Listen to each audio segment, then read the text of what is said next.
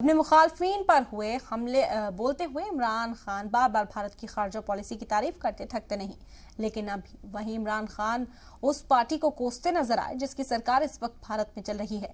عمران خان نے ایک انٹرویو میں کہا کہ جب تک بی جے پی اقتدار میں رہے گی تب تک بھارت اور پاکستان کے رشتے بہتر ہونے ناممکن ہے۔ رپورٹ دیکھیے۔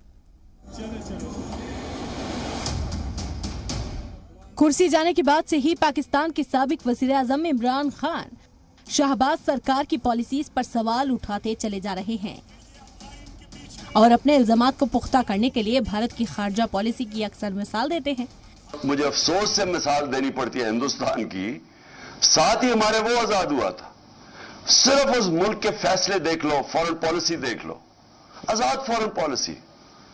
ملک کھڑا ہو گیا ہندوستان کہ نہیں جی ہم روس سے تیل لیں گے، ہم تمہارے ساتھ الائنس ہے امریکہ کے ساتھ کوارڈ کے اندر، لیکن ہم فیصلے کریں گے تیل روس سے اس لیے لیں گے کہ ہمارے لوگوں کو سستے تیل کی ضرورت ہے، ہم اپنے لوگوں کے اوپر مہنگائی کا بوجھ نہیں ڈال سکتے۔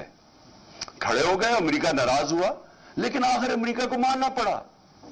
ہم نے بھی وہی کیا تھا، لیکن یہ جو غلام اوپر بٹھائے گئے ہیں، جو سازش کے تحت آئے ہیں، 7 مہینے ہو گئے، ان کو شرم نہیں آئی کہ ملک مہنگائی میں یعنی لوگ ڈوب گئے ہیں۔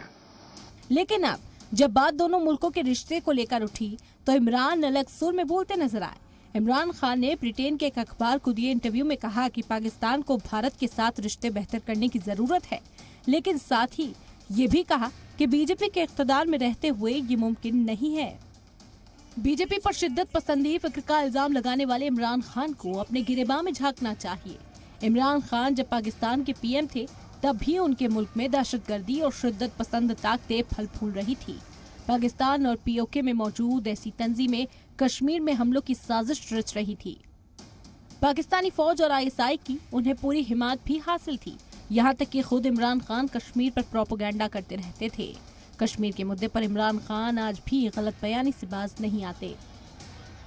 بیورو رپورٹ، زی میڈیا۔